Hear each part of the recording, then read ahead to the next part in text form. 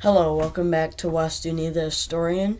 Today I'll be doing a video about the transatlantic slave trade to talk a little bit about the origins of African Americans. And of course, I do also want to talk more about where they came from in future videos and talk more about the history of them before slavery. So let's just begin the video right now. The transatlantic slave trade began in the late 1400s when the Portuguese started to take over the Cape Verde and Madeira Islands, and they started transporting the African slaves to their colonies in the Americas. The Spanish started to bring African slaves to the Caribbean in the early 1500s.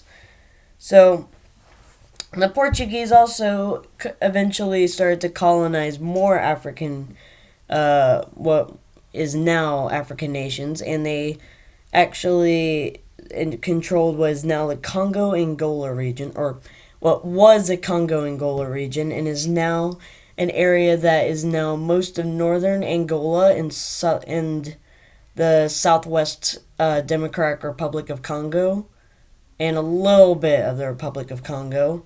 So they would take slaves from the Congo Angola region throughout the world, not just the Americas. Uh, so eventually, the Dutch, English, and French also started to jump on, and they started taking over African areas, and they started transporting slaves from their African colonies to their American colonies and to other places that they controlled at the time. So the English and French actually brought slaves from was now like West Africa, so Nigeria, Niger, Senegal and Gambia, Ghana, stuff like that.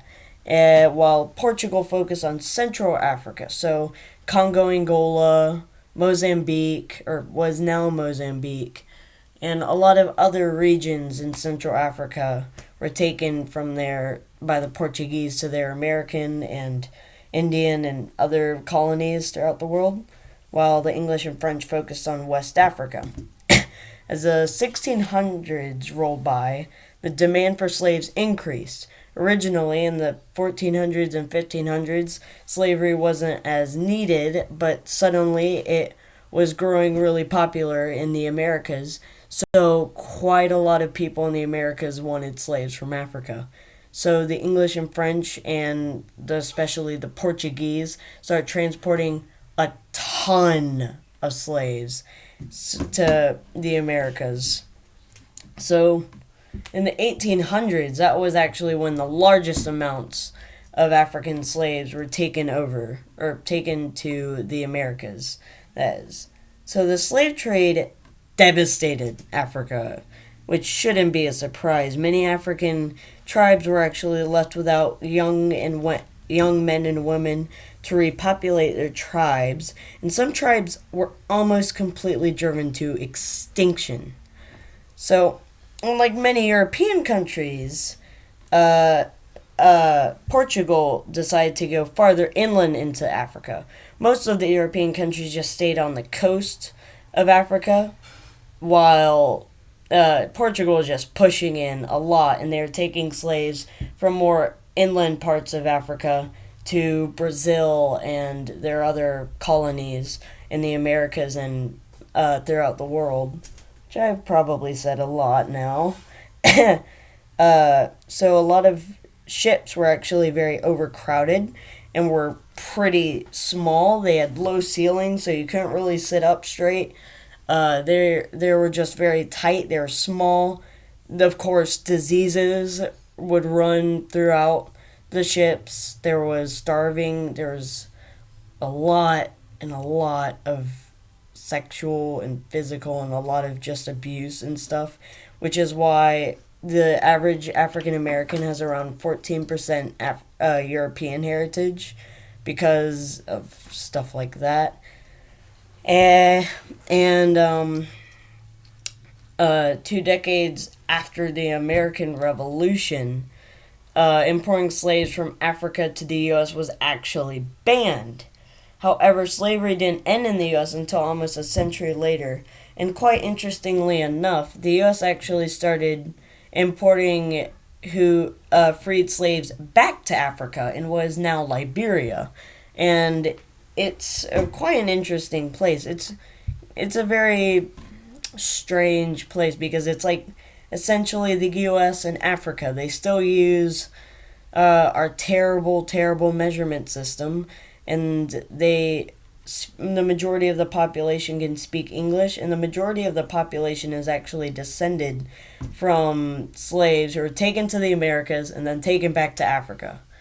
And this also, of course, displaced a lot of the native tribes.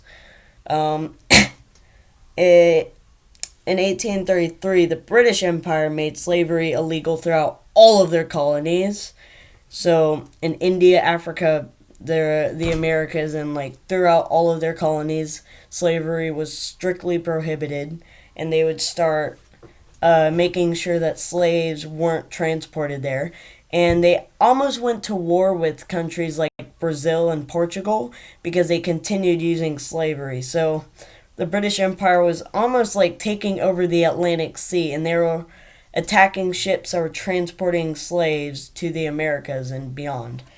So Brazil, which was actually one of the largest importers of slaves, finally ended slavery in 1850, which is kind of late, but then again, I live in a country where slavery was only ended in the 1860s, which is 10 years after Brazil ended it. So, yeah, and then roughly 12% of the U.S. population actually has African descent. However, because Brazil took a lot, and I do mean a lot more of the African slaves than the U.S. did, they actually have 25% of Brazilians have African descent. And I could go on and talk so much about how there are like African or people of African descent in every American country, or I could talk just about throughout the Americas, the demographics and stuff. However, that's not what this video is about. And even though that would be an interesting topic for the future, that is not the topic right now. And I really do need to wrap up this video soon. So, anyways, goodbye.